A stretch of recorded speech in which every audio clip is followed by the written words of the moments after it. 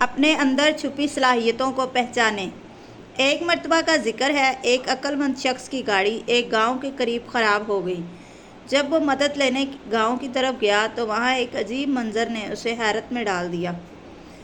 ایک بوڑھا شخص چارپائی پر بیٹھا تھا اور اس کے ارد گرد مرغیاں دانہ چگ رہی تھیں، لیکن ان کے بیچ ایک چیز غیر معمولی تھی۔ ایک باز کا بچہ بھی انہی مرغیوں کے ساتھ زمین سے دانہ چگ رہا تھا۔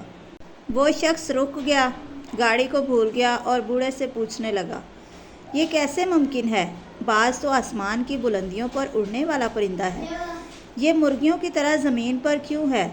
بوڑھے نے مسکرا کر کہا، یہ باز کا بچہ مجھے پہاڑی پر زخمی حالت میں ملا تھا، جب یہ صرف ایک دن کا تھا۔ میں اسے گھر لے آیا، مرہم پٹی کی اور مرغیوں کے ساتھ پالنے لگا۔ اس نے جب پہلی بار آنکھیں کھولی تو خود کو مرغی کے چوزوں کے درمیان پایا۔ تب سے خود کو یہ چوزا ہی سمجھنے لگا اور انہی کی طرح زندگی گزارنے لگا۔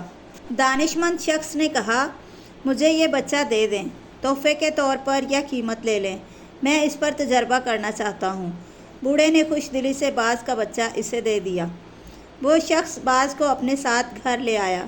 روز وہ اسے چھت پر لے جا کر نیچے پھینکتا تاکہ وہ اڑے، لیکن وہ ہمیشہ مرغی کی طرح اپنے پروں کو سکیڑ کر زمین پر بیٹھ جاتا۔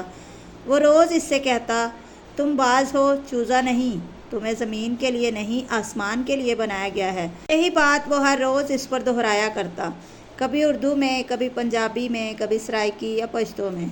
کئی دن گزر گئے، لیکن باز کا بچہ ویسے ہی رہا۔ پھر ایک دن وہ شخص باز کو ایک بلند پہاڑ پر لے گیا۔ وہ اسے بلند چوٹی پر لے گیا اور کہا، یاد رکھو، تمہیں اڑنے کے لیے بنایا گیا ہے، آج تمہیں خود کو پہچاننا ہے۔ یہ کہہ کر اس نے باز کو پہاڑ سے نیچے پھینک دیا۔ باز ڈر گیا، اس نے آنکھیں بند کر لیں، پر سکیڑ لیے، لیکن جیسے ہی اس نے آنکھ کھول کر نیچے دیکھا، زمین بہت دور تھی۔ اچانک اس کے اندر کچھ جاگ اٹھا۔ اس نے اپنے پر پھیلائے، ایک چچاہٹ سے پر مارے، بیلنس کرنے کی کوشش کی اور پھر وہ اڑنے لگا۔ چند لمحوں میں وہ آسمان کی طرف بلند ہو چکا تھا۔ وہ اوپر جاتا گیا، یہاں تک کہ اس دانا شخص سے بھی بلند ہو گیا۔